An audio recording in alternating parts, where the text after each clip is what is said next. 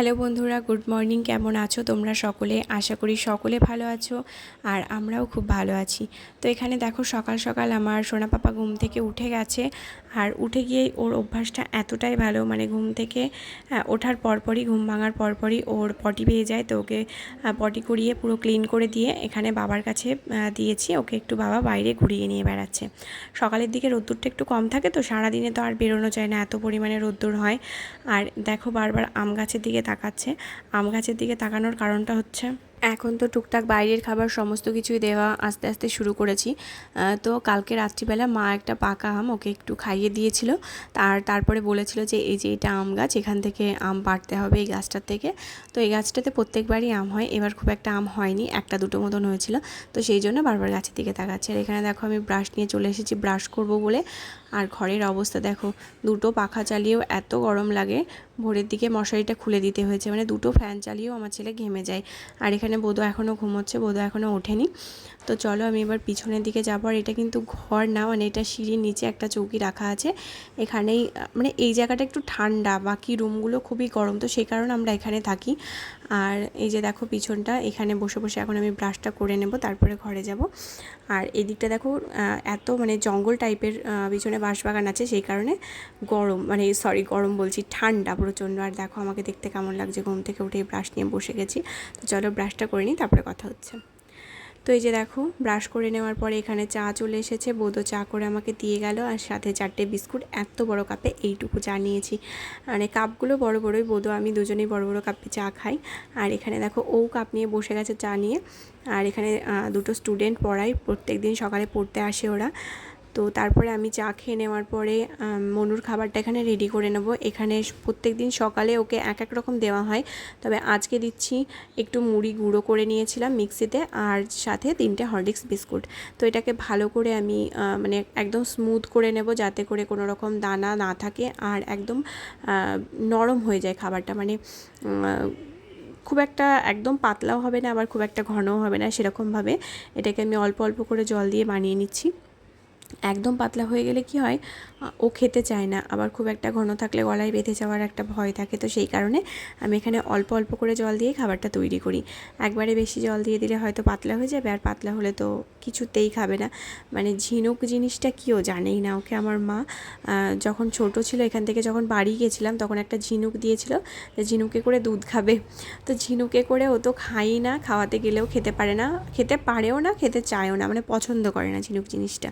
তো তারপর থেকে ওকে এরকম চামচে করেই খাওয়ানো হয়, আর দুধটা বোতলে খাওয়াতাম। তো এখন দুধ খাওয়া প্রায় ছেড়েই দিয়েছে, এখন এই সমস্ত সলিড খাবার শুরু করেছে যখন। তো দেখো এরকম কনসিস্টেন্সিতে যখন এটা চলে এসছে, তখন আমি ওটাকে খাইয়ে দেবো। আর ওকে খাওয়ানো একটা টাস্কের থেকে কম না, মানে অল্প অল্প করে কোনোবার বসে খাবে কোলে, তারপরে নেমে গিয়ে নিচে বসে খাবে, তারপরে লাস্টের দিকে আবার শুয়ে শুয়ে খাবে, এইরকম। আর ওই দিকে তাকাচ্ছে, ওইদিকে যে বোধও পড়াচ্ছে বললাম না, দুটো স্টুডেন্টকে, তো সেই কারণে ওদের দিকে বারে বারে দেখছে। আর এখানে ক্যামেরাটা বোধও ধরে দিচ্ছে। তো দেখো কীভাবে খাই, খাবারের কত রকম নাটক করে করে খাওয়াতে হয়। দিন দিন বড় হচ্ছে, তো ওই জন্য সমস্ত কিছু ঝামেলায় বেড়ে যাচ্ছে, মানে নিজের ইচ্ছা মতন সব কিছু শিখে গেছে। তো দেখো তারপরে খাইয়ে দেওয়ার পরে ড্রেসটা চেঞ্জ করে কপালে একটা টিপ আর মুখটা একটু পরিষ্কার করে দিলাম। তো এবার একটু ঘুম পাড়ানোর চেষ্টা করব, কিন্তু তার আগে দেখো যা পাবে হাতের কাছে, এই যে ক্রিমটা, ওর যে ক্রিমটা মুখে মাখালাম, সেটা নিয়ে এখন টানাপাড়ি চলছে। তো ঘুম পাড়িয়ে দেবো এবার একটু। তো এই যে মনুকে ঘুমটুম পাড়িয়ে দিয়ে আমার নিচের খাবারটাও খেয়ে নিলাম ওকে খাইয়ে দেওয়ার পরে। তারপর দেখো এখানে বসে গেছি। এই যে আলপনাটা দেখছো, এটা আমি ফেব্রিক দিয়ে আঁকিয়েছিলাম আজ থেকে প্রায় 7-8 বছর আগে, মানে আমার বিয়ের আগে। তো দেখে বুঝতেই পারছো একদমই বাজে হয়ে গেছে। তো এবার আমি একটা ফেব্রিক নিয়ে নিয়েছি হাতে, এটাকে আবার নতুন করে তৈরি করব, মানে নতুন করে আলপনাটা দেবো। মায়ের এগুলো খুব ভালো লাগে, মানে আমি আসলেই মা বলে যে এগুলোকে ভালো করে একটু আলপনাগুলো ঠিক করে দে কেমন হয়ে গেছে। তো আজকে সময় পেলাম। তো দেখো এটাকে ঘষে তুলবো, তো সেই কারণে এর উপরে তো আর দেওয়া যাবে না। তো ঘষে তোলার জন্য আমি এখানে শিরিষ কাগজ, যেটা ওই যে দরজার গ্রিল ঘষতে যেগুলো ইউজ হয়, ওটা দিয়ে ঘষে তুলে নিয়েছি। তারপরে এই যে ফেব্রিকের সাথে একটা তুলি দিয়ে এটাকে আমি আঁকিয়ে নিচ্ছি। এটা কিন্তু একদম মানে ছোটো সাইজের তুলি হলে ভালো হয়, এর আগের বার ছোটো সাইজের তুলি দিয়ে দিয়েছিলাম। তো বাবাকে বলেছিলাম 0 সাইজের তুলি নিয়ে আসতে, বাবা 0 সাইজেরই এনেছে। তুলিটাতে 0ই লেখা আছে দেখছি, কিন্তু খুবই মোটা। মানে এটা আমার মনে হয় রঙের দোকান থেকে যে গ্রিল রং করে সেই সমস্ত সাইজ অনুযায়ী 0 সাইজ হবে হয়তো। তো এটা আবার আস্তে আস্তে আঁকিয়ে নিই। আর ফেব্রিক দিয়ে আঁকালে কিন্তু অনেক দিন থাকে, যে বললাম না 7 বছর আগে ধরো প্রায় ওটা বানানো, তো এখনও ছিল, যদিও দেখতে খারাপ হয়ে গেছিলো তবুও ছিল। তো সেরকম মানে আলপনা দেওয়া বৃহস্পতিবারে প্রত্যেক দিন সম্ভব হয়ে ওঠে না, তাড়াতাড়ি করে যখন পুজো করা হয় তখন। তো সেই কারণে মা বলে যে একটু আলপনাটা দিয়ে রাখতে। তো এর আগে ঠাকুরের সামনেও দিয়ে দিয়েছিলাম, তারপরে মনু হওয়ার পরে আর সময় পাওয়া যায় না, তো সেই কারণে এখন সময় পেলাম একটু আঁকিয়ে দিলাম। ওই যে ঘুম পাড়িয়েছিলাম কাকে দেখো, একটু মানে আমার এইটুকু আঁকতে আঁকতে ওর ঘুম হয়ে গেল, মানে ঘুম থেকে উঠে পড়েছে। তো তারপরে এই যে গড়াগড়ি দিয়ে খেলা করছে, আর এদিকে দেখো আস্তে আস্তে আমার আঁকাটা প্রায় কমপ্লিট হতে চললো।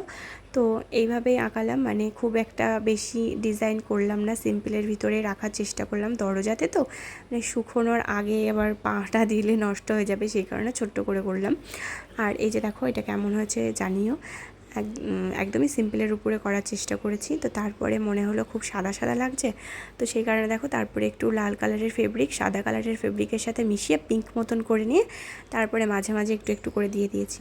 আর এই যে এর মধ্যে ওকে আমার মা খাইয়ে স্নান করিয়ে দিয়েছে, আর স্নান করিয়ে দেওয়ার পরে ওর ঘুম চলে আসে, তো বোধ এখানে ঘুমও পাড়িয়ে দিয়েছে। ও ঘুমিয়ে গেলে দুপুরে আমিও স্নান খাওয়া দাওয়া করে একটু ঘুমিয়ে নিয়েছিলাম। তারপরে এই যে এখন একটু বাইরে বেরোবো, মানে বাড়ি থেকে একটু যাব হচ্ছে আমাদের ওই বাড়িতে। তো সেই কারণে দেখো বাবার গাড়িটা আগে রাখা ছিল, তো সেটা বাবা সরিয়ে দিল, তারপরে বোধ আমার গাড়িটা বের করলো। তারপরে এই যে দুজন মিলে বেরিয়ে পড়েছি, এবার যাচ্ছি আমাদের ওই বাড়িতে। ওই বাড়িতে যাওয়ার কারণটা হচ্ছে ওখান থেকে দুধ নেই প্রত্যেক দিন, তো সেই কারণে বোধই আনতে যায়। আজকে আমার একটু ওই বাড়িতে দরকার ছিল, সেই কারণে আমি গেলাম ওর সাথে।